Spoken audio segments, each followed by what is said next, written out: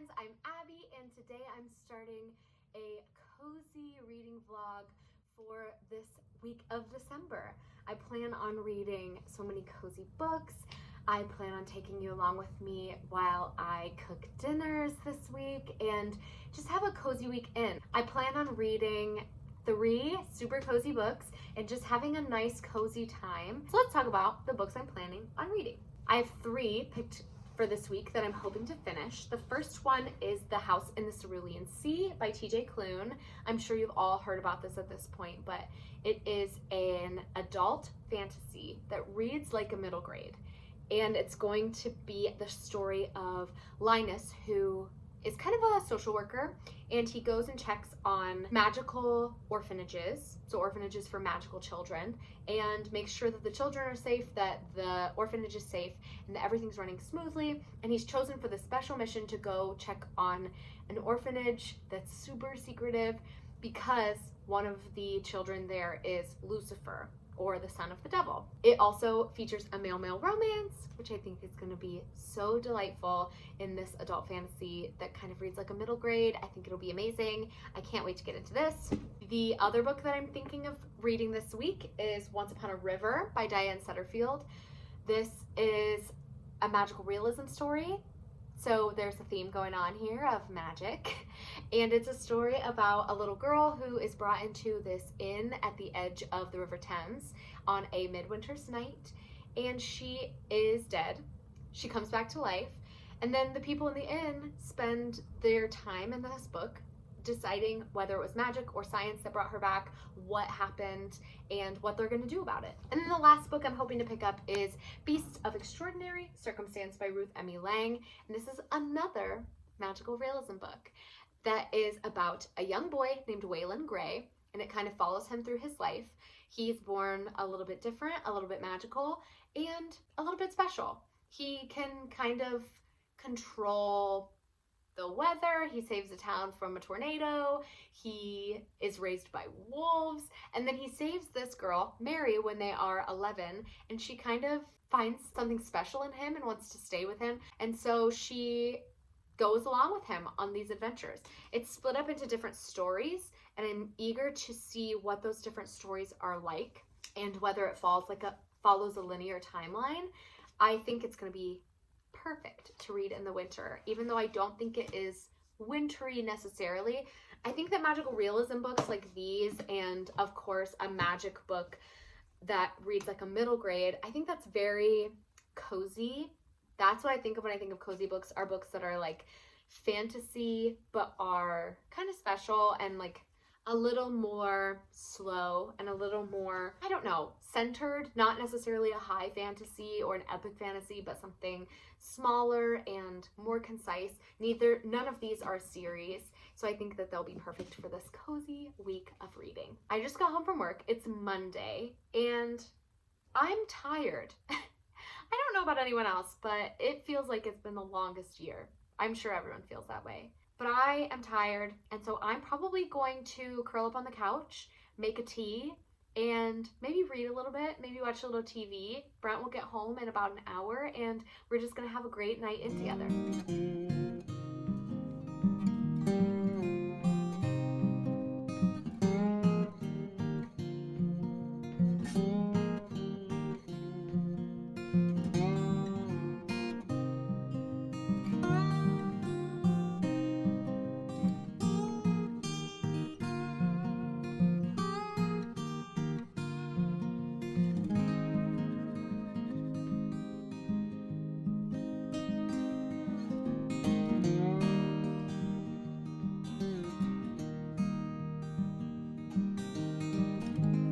Okay, I'm 100 pages in to The House on the Cerulean Sea, and I love it. It's so good. It is really like reading middle grade, like reading the most fantastical, cozy story about these misfit kids who don't belong anywhere and are just trying to find who they are and be more than what society thinks they are.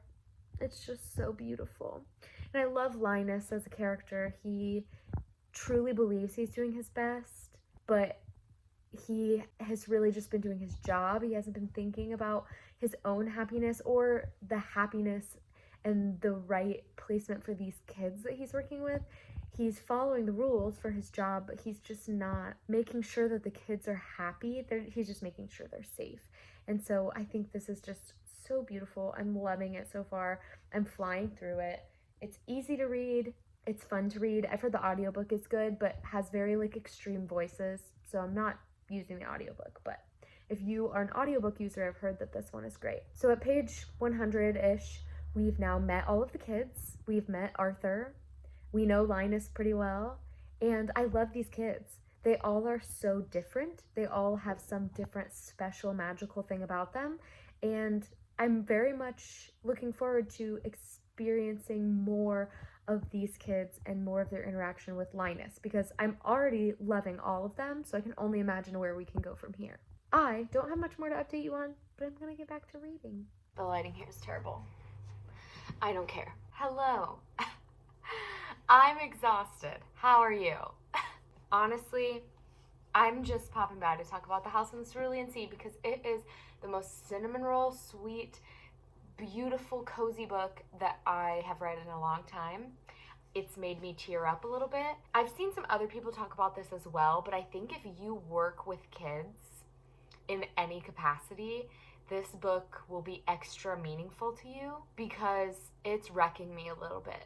Because, like I said, Linus is a caseworker, and he is checking on these kids in these orphanages to make sure that they're safe and that they're happy. And, well, basically, it's not even that they're happy. He's checking to make sure they're safe. He doesn't really care a whole lot at the beginning whether they're happy. One of the rules in his, like, big, extensive rule book is that he's not supposed to bond with the kids. He's supposed to stay objective.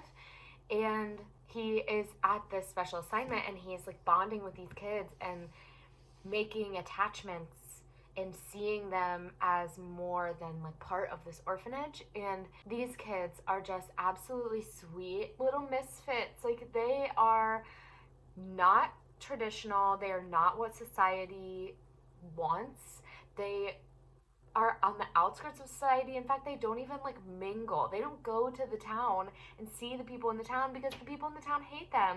And I'm just brokenhearted for these kids. Linus is kind of having his eyes opened to what they're going through and to what happens to the kids when a caseworker like him comes in and says, this orphanage isn't fit for you. Linus had assumptions about what happened to those kids, but this is an orphanage for kids that nobody wants. So like, he thinks that the kids are going to this magical school, but these kids at this orphanage are not being sent there because nobody wants them, because they're considered dangerous or like other or something really negatively labeled.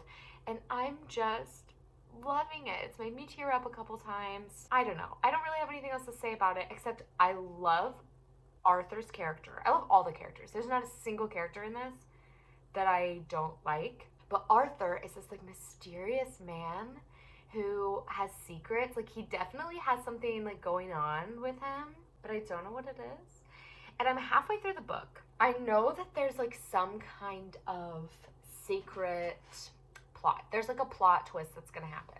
There have been a couple things that were mentioned and then never mentioned again, and I'm like, ooh, that's coming back. But so far, it's really just been like a character exploration into these kids and into Linus, and we're learning more and more about them, and I just think it's so beautiful. It's beautifully written. I'm loving it. So I can't wait to get back into reading it.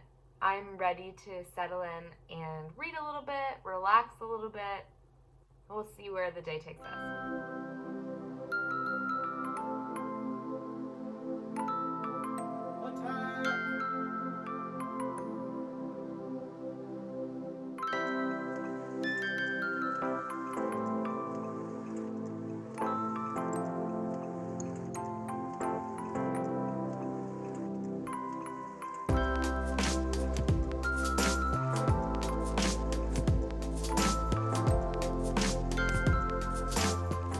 Guys,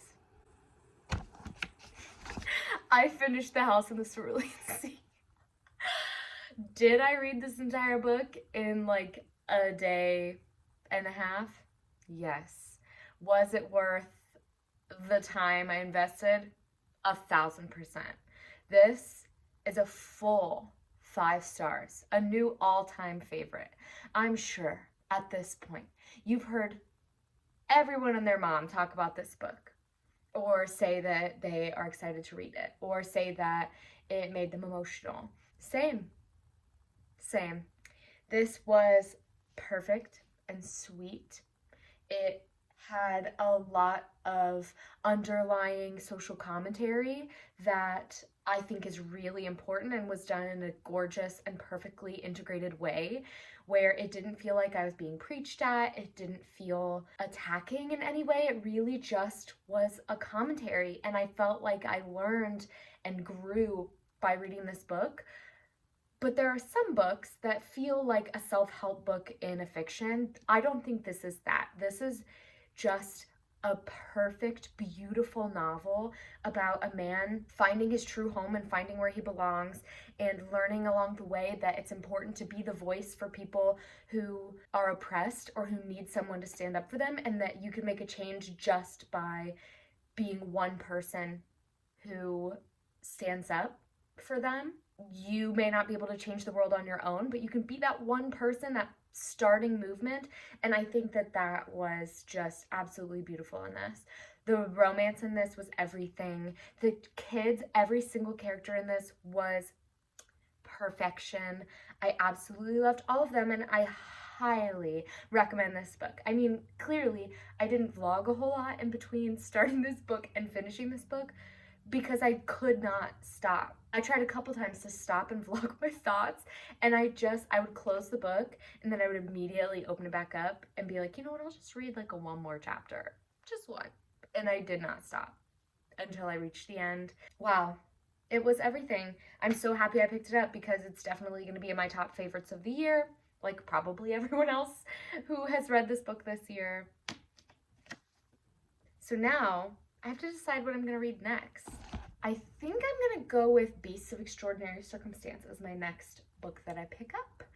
I talked a little bit about this and what it's about, but I'm really interested to get into it. And I think because it's like a collection of stories, it will be easier to like find stopping places, because in The House in the Cerulean Sea, I didn't want to stop, but the chapters were also like 25 to 40 pages, which normally I don't like, but I didn't mind at all in The House in the Cerulean Sea. But it can be hard to find a stopping place because I'm somebody who likes to stop at the end of chapters or at a good like closure point, which you can't find sometimes in books. But this, with the shorter chapters and the shorter stories, I think I'll have an easier time finding stopping places to tell you about my thoughts. So this is the one I'm going to pick up next, and I'm very eager to get into it.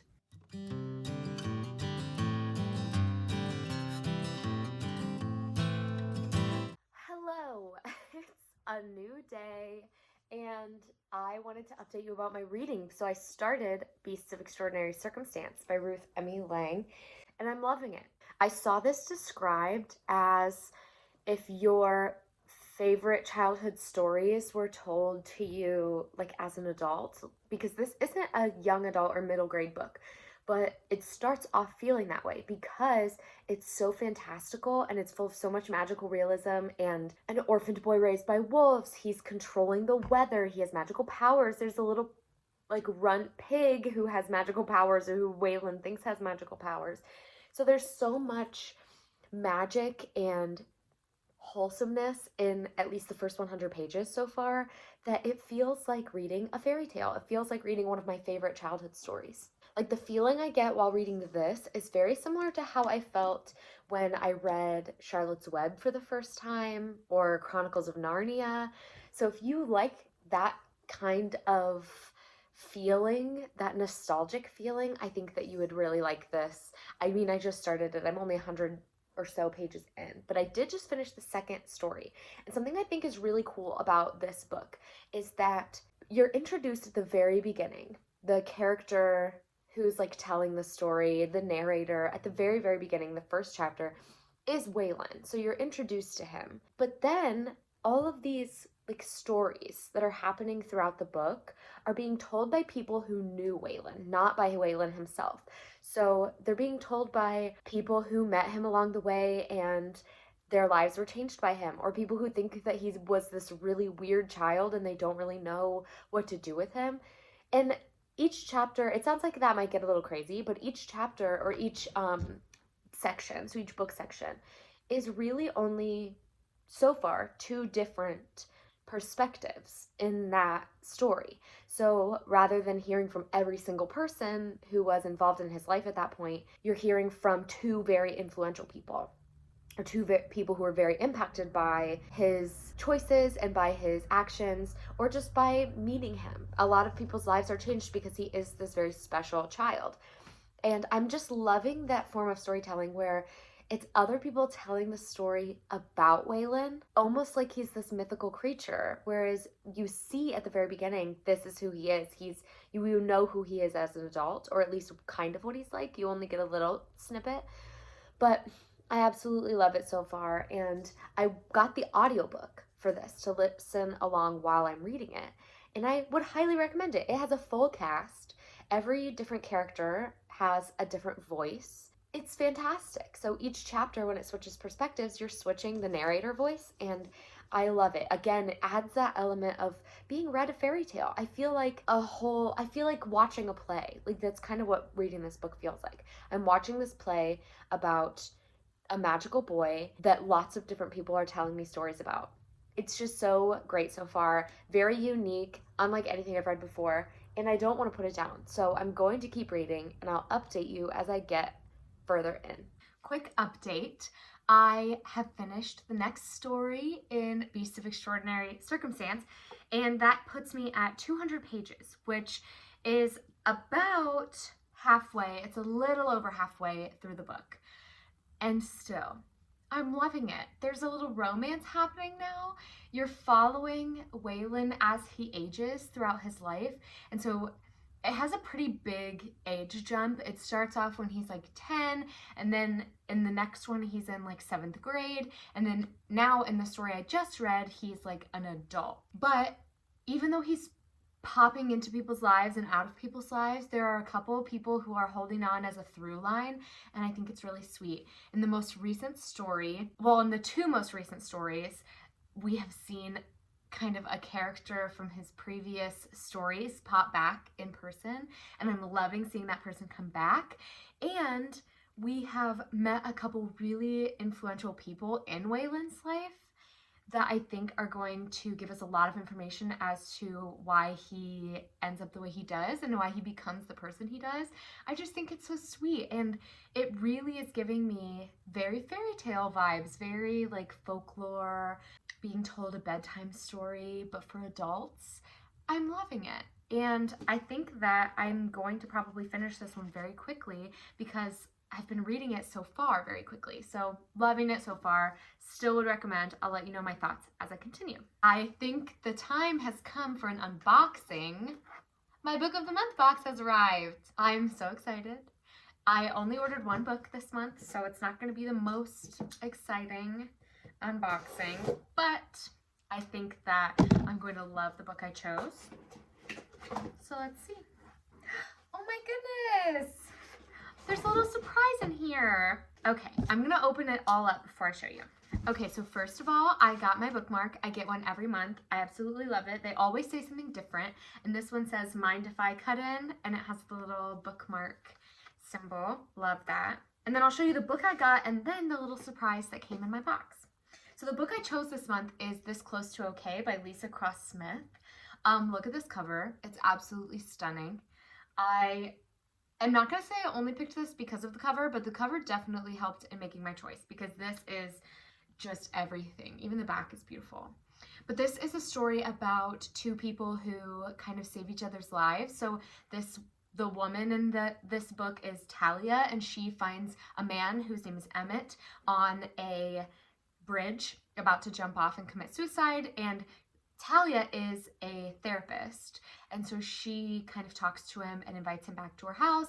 He comes back, and then throughout the story you're learning more about Emmett and Talia and how they're saving each other and how Talia has some hidden struggles as well. And I think that this is going to be absolutely perfect for me and my reading style. I haven't seen too many people read this, so I don't know if there are trigger warnings for like suicide or anything like that, but I do think that it's going to be stunning. This also alternates between Talia and Emmett's perspective, which I love dual perspective stories that are character stories. Like this is definitely going to be a character driven plot, and so the fact that it switches perspectives I think is amazing. And then the gift I got, the surprise I got, are these stickers. It's a book of the month sticker set, and it says, "Merry everything, thanks for sticking with us through 2020.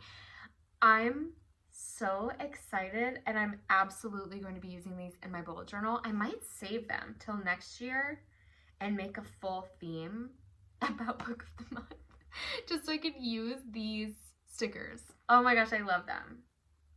I'm so excited. Thank you, book of the month, for sending me this. I have to go film a video and then cook dinner. So I'm gonna get off of here because I have so much to do before Brent gets home in like an hour.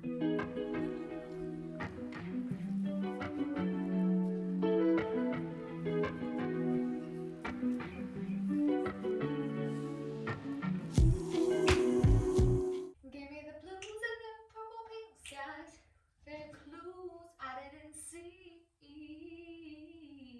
Hello! My update for today. I finished Beasts of Extraordinary Circumstance and I gave it 5 stars. I loved this book. Like I've mentioned before, it was like a reading of all of my favorite fairy tales.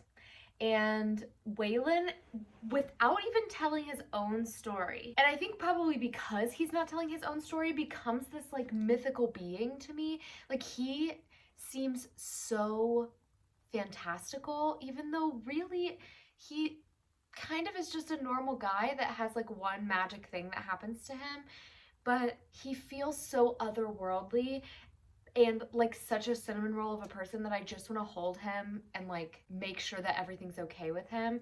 And his story in this comes full circle in a way that I didn't necessarily expect. I thought this was going to be like 5 completely separated stories, but it ended up all coming together in the end. I loved seeing how the other characters were influenced by Waylon's life and by Waylon's hand in their life.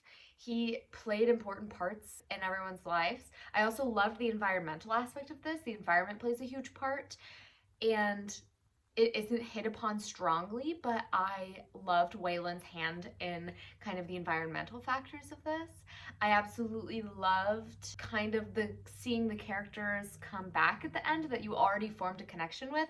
And even though the chapters were pretty short and the stories themselves were pretty short, I formed relationships and connections to every single character in this, and I really wanted to know that they all were okay by the end, and you kind of find out. So loved this book. Highly, highly recommend. I hadn't really heard anybody talk about it, but I saw it on Book of the Month, and when I looked it up on Goodreads, it had such high ratings that I was like, you know what? I love the cover. I love the green Book of the Month symbol on it, so I got it just as a chance, and I loved it. Highly recommend. Okay, now here's the bad news of the vlog. I'm not gonna finish Once Upon a River. Today's Friday, in case I didn't mention. I'm so excited to be home from work, by the way. I'm exhausted. This week has felt like the longest week. And 2 of the books that I read this week were 5 stars. Actually, they were the only 2 books I read. House in the Cerulean Sea and Beast of Extraordinary Circumstance. And they were both 5 stars. I really loved them. I'm just so tired that I didn't really get into Once Upon a River. I started it. I am about 100 pages in. And now I'm a little more invested, but I am not going to finish this by the end of this reading vlog. So I'll tell you about my opinion of the first 100 pages, and then we'll see what happens. I have another reading vlog planned starting next week, so I might wait on this and come back to it in the future or later this month. I did enjoy it. I am enjoying it. It just had a really slow start for me.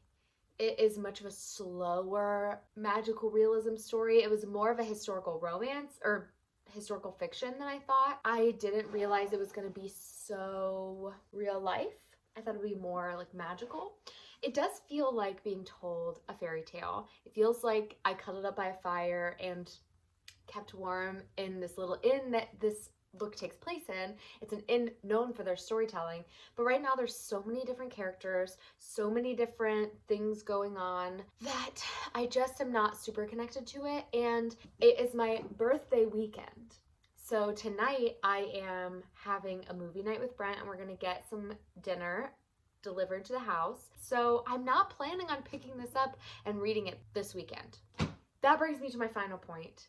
I don't know if I'm going to update you again. I am going to spend a little bit of time reading this today. It is like 4 right now, and Brent gets home at 5:15, so I'm probably only going to read for another hour, which means I'm not really going to read a whole lot more. But if I do read more, I'll tell you about it, and I'll tell you my thoughts about it right now so far. I really like some of the characters in this, and I like that it is reading like a fantasy, like a fairy tale, like a storytelling aspect. I love that point of it, but it's definitely for adults. Like, one of the characters loses a child, and like that's very emotional, and I'm only 100 pages in, and there's so many things going on. Of course, it says on the back, suspenseful, romantic, and richly atmospheric. It will sweep you away on a powerful current of storytelling, transporting you through worlds both real and imagined. It just is switching perspectives so many times that when I'm not really super invested or my heart's not really in it, it's not holding my attention. And sometimes I'll have to go back and reread sections to remind myself who is talking. But I do really, really like it, and I am excited to come back to it or to keep reading it slowly throughout the month. I don't know. I'll let you know in my wrap up what I thought. I am also like 70% of the way through the audiobook for The Smell of Other People's Houses. I haven't talked about this at all, but I'm really enjoying that as well. It's kind of a historical fiction as well. It has no fantasy at all. It's a young adult contemporary historical fiction type story. And again, it has a lot of characters. It's much shorter. So this book is 450 pages, and The Smell of Other People's Houses is 240, not even 230 something. So I've been listening to it in the car, and I think that I'll probably be done with it, I don't know, Monday of next week. But of course, I will not be doing this cozy vlog on Monday because I'm starting a new vlog on Monday on my birthday. To make a long story short, this might be the last time you see my face updating you. And if it is, thank you for following me along this week while I'm reading. I know I didn't update you a whole lot, but I really want to share this vlog with you because I feel so passionate about The House in the Cerulean Sea and Beasts of Extraordinary Circumstance. It has been a rough week. I'm sure it's rough for lots of people right now, and you know, everyone kind of knows what I'm feeling, but it's just been really stressful, and working in the education system right now is very stressful. And with Christmas coming up, you may or may not know, but school counselors have a big role to play in providing Christmas and holiday assistance to families. And so I have been kind of constantly working on that, which has been great and very fulfilling, but it is exhausting work and takes up a lot of time and a lot of energy. And at the end of the day, I've really just wanted to watch Christmas movies and relax. So I haven't been reading much, which means I haven't been vlogging much. But I appreciate you coming along with me anyway and enjoying this cozy reading vlog because it was so cozy. The 2 books I read were, to me, the epitome of coziness. And I think this is too. It's definitely slower than I expected, but I definitely think that it's worth a read if you're looking for a cozy read. And I'll have to let you know at the end of the month what my final thoughts are, because I do think in the end it's going to be very cozy and very magical. Maybe not in a literal way, but in a figurative way, it might be very magical. Or it could be a literal magic story. I have no idea yet, honestly. But thank you all for following along with me. I'm so thankful for all of you. Please like, comment, subscribe, share this video with anyone who you think would enjoy it, and please check out House in the Cerulean Sea and Beasts of Extraordinary Circumstance. Both 5 out of 5 stars. I will see you all next time. Bye, friends.